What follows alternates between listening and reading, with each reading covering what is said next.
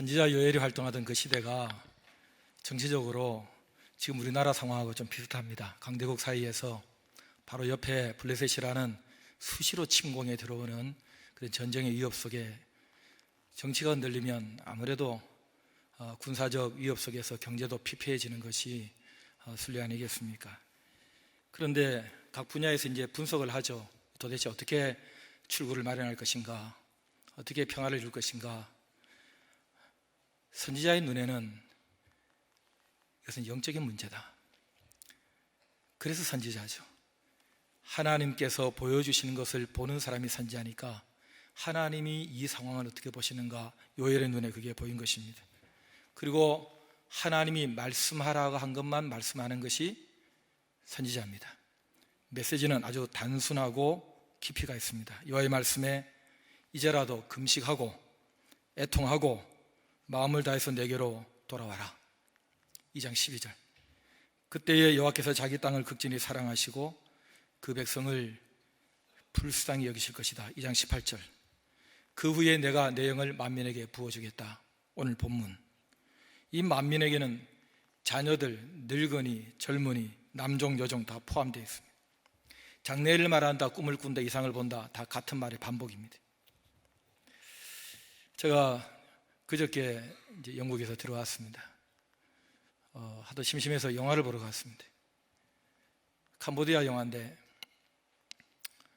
그 크메르 루즈가 공산화를 시도하면서 온 나라를 다 쑥대밭으로 만드는 그런 영화. 한 어린아이가 경험하는 내용. 가족을 잃었습니다. 배고픕니다. 외롭습니다. 웃음이 없습니다. 미래가 없어요. 장래 일을 입에서 말할 수 없습니다. 여러분, 장래의 이 꿈은 그 내가 10년 혹은 30년을 살아갈 어른들의 행복한 얼굴에서 볼 수 있습니다. 그런데 그런 얼굴을 볼 수가 없는 것입니다. 암울합니다. 선지자 요엘의 시대가 그랬습니다.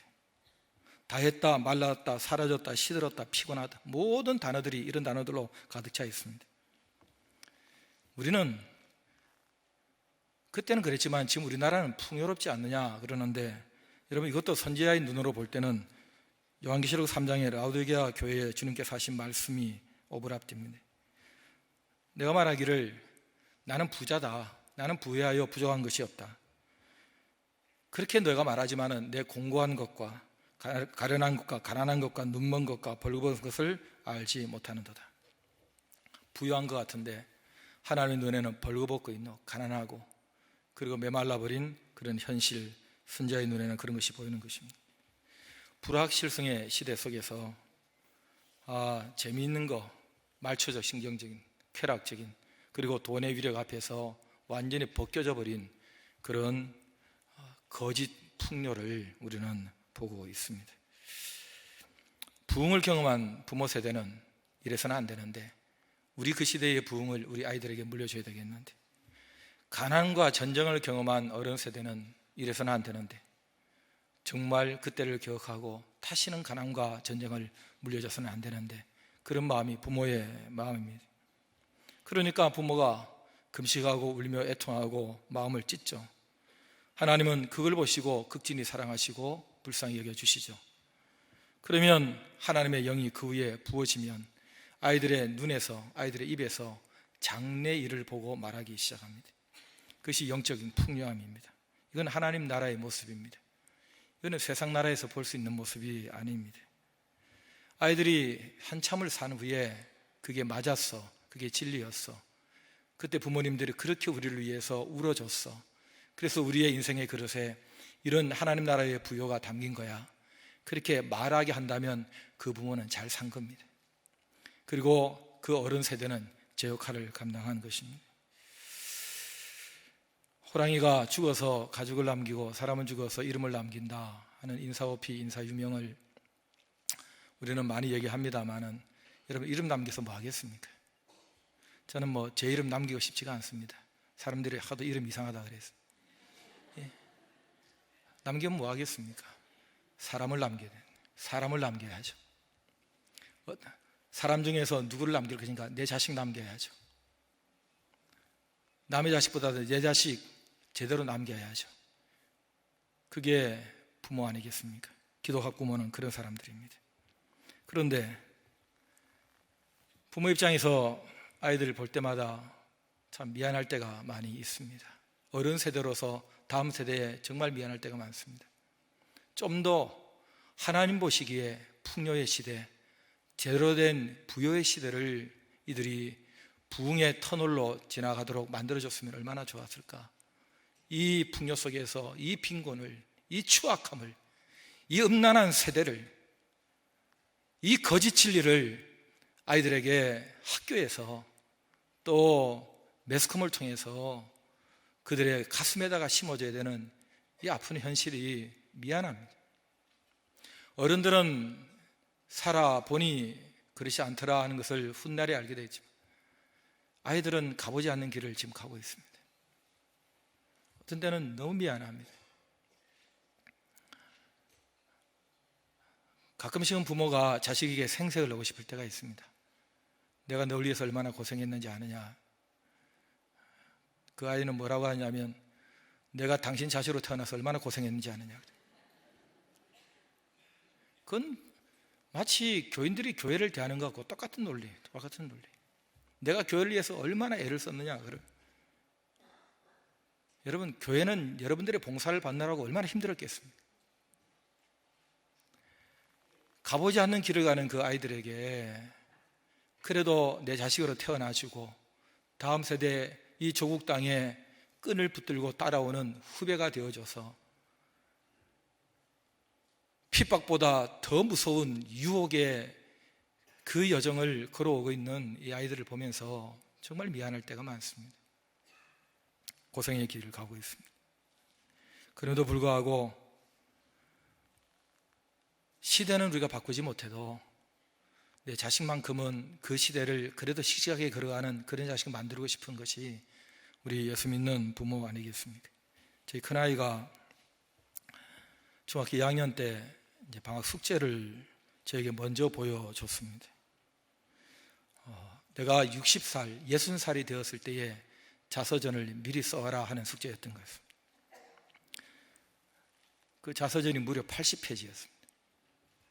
그 스토리는 트럭을 타고 터키 반군에 붙잡혀서 끌려가고 있는 내용부터 시작했습니다.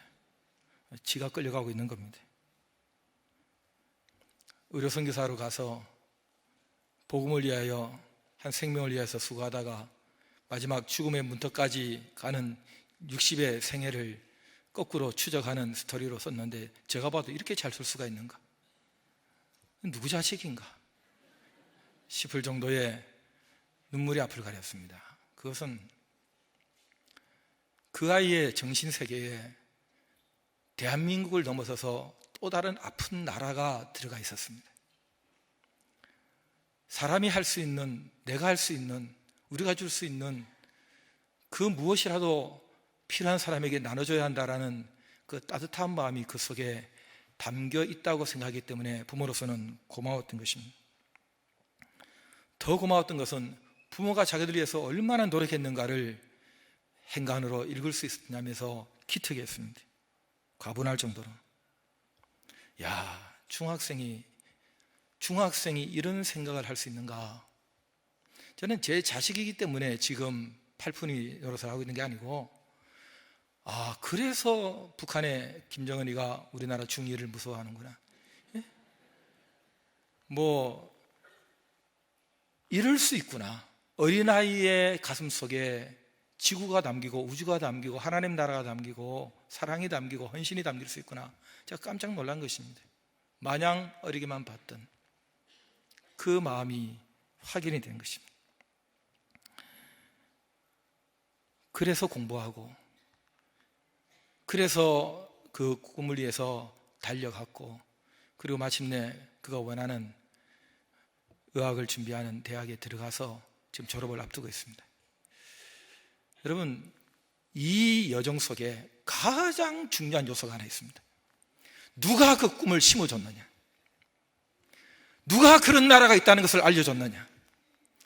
누가 내 생애가 나를 위해 살지 않고 필요한 사람을 위해서 아낌없이 모든 걸 쏟아놔야 한다는 것을 누가 그의 가슴 속에 심어줬느냐? 학교였습니다. 학교 선생님이었습니다. 그렇게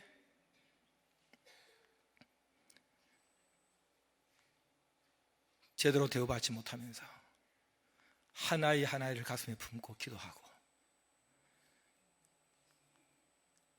이 땅의 모든 학문의 영역 속에 숨어있는 하나님의 메시지를 찾아내서 가슴 속에 하나님을 사랑하도록 만들고 하나님을 위해서 세상을 살아가야 되고 하나님을 위해서 내 인생이 소중한 것을 알려준 그 학문의 현장에는 학교가 있었고 좋은 선생님이 있었고 좋은 친구들이 있었습니다. 그때 저는 결심했습니다. 이런 학교를 만들어야 되겠다. 이런 학교를 세워야 되겠다. 저는 삭막한 공립학교에 예수 예자도 찾을 수 없는 그런 시골 학교를 다녔고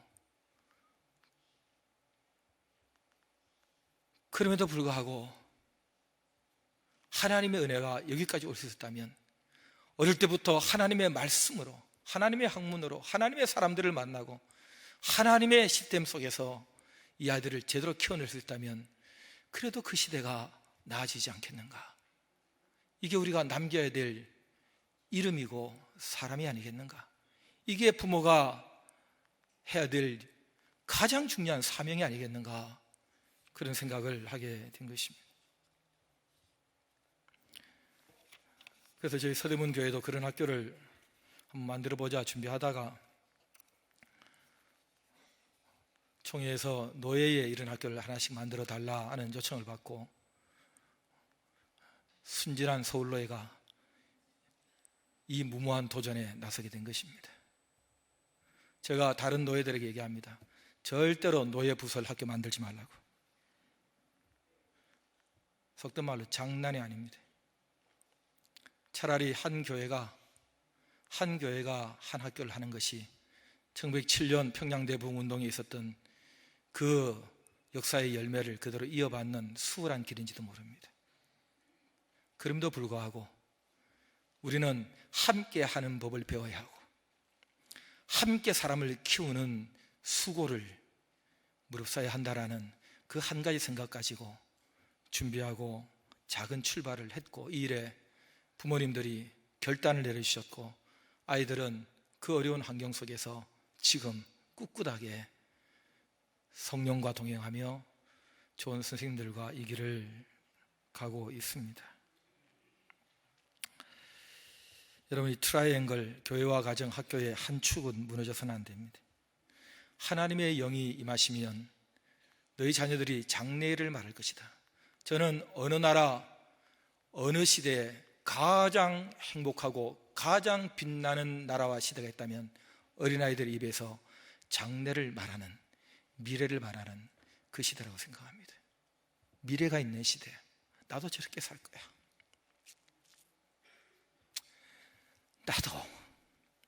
나도 저런 부모가 될 거야. 나도 저런 집사가 될 거야. 나도 저런 선생님이 될 거야. 가장 좋은 시대입니다. 난 저렇게 되지 않을 거야. 그건 또 낫습니다. 도대체 어떤 시대여야 하는지 무엇이 옳고 그른지도 알 수 없도록 혼돈 속에 만들어 놓은 이 시대에 대해서 우리 어린 세대들은 책임지지 않으면 안 됩니다. 좋은 학교가 필요하고 좋은 선생님이 필요하고 그리고 좋은 부모가 필요하다면 이것은 그냥 되는 것이 아닙니다. 우리가 함께 기도하며 만들어 가야 되는 하나님의 영이 담길 수 있는 그릇, 이 그릇을 같이 만들어 가야 되는 긴 작업일 것입니다. 여러분, 홍성교회가 이 일에 앞장서 주신 것을 감사하고 홍성교회의 다음 세대가 장래를 말하는 미래를 말하는 그런 아이들로 가득 차기를 바랍니다. 이 일에 부모님들이 우리 할아버지 할머니들이 헌신해 주시길 바랍니다. 이제라도 옷을 찢고 가슴을 찢고 이제라도 하나님 앞에 무릎을 꿇고 하나님 다음 세대를 살려주십시오. 내 얼마 남지 않은 이 땅 위에 내 이 한 몸 제물되고 관자같이 부어진 바 되고 주님 앞에 갔을 때에 내가 남긴 그 이름, 그 귀한 사람들, 내 자식, 내 자손들, 우리에게 사랑하는 후배들 자랑스럽게 그것을 얘기할 수 있는 역사의식 있는 그런 어른들이 되어주시길 바랍니다. 제가 어디 가면 농담같이 얘기합니다. 제발 어른하고 애하고 싸우지 마라. 좋은 거는 어른들이 다 차지하고, 애들은 쓰다가 남는 거 애들 다 주고, 쥐락교 부서도 그런 거 다 갖다 주고, A급은 전부 다 어른들이 쓰고 B급은 쥐락교 보내주고, 그리고 세상에 남전도회하고 유전부하고 그 장소 차지하는 것 때문에 싸운대. 쪼잔한 것들이. 그게 무슨 어른입니까? 그게 무슨 어른이에요? 가장 좋은 거 애들한테 주고 하게 하고, 어른들은 빨리 죽는 게 좋습니다. 좋은 거 내가 다 해라, 맛있는 거 많이 먹어라, 그걸 다 해주고 나를 밟고 내 등을 밟고 지나가라. 그랬다고 주님 앞에 가서 칭찬받아야지. 편안하게 오래 잘 살다 왔습니다. 여러분, 그런 초라한 인생 되어서는 안 되는 것입니다. 저는 이 일에 멋진 모델이 되어주는 홍성교 되시길 바랍니다. 서대문 교회도 그렇게 될 것입니다. 아멘 안 해도 괜찮습니다. 요엘의 시대에 하나님의 영은 부어졌고 장래일을 말하는 다음 세대가 준비된다는 이 소망의 메시지 하나 붙들고 그 암울한 시대를 이겨냈고 마침내 성령의 시대가 왔고 저와 여러분들 이 시대를 그렇게 살아가게 됐습니다. 우리 다음 세대에게 이런 귀한 역사의 열매를 물려주는 그런 부모님들 되시기를, 그리고 주께서 그렇게 축복해 주시기를 예수님 이름으로 축원합니다.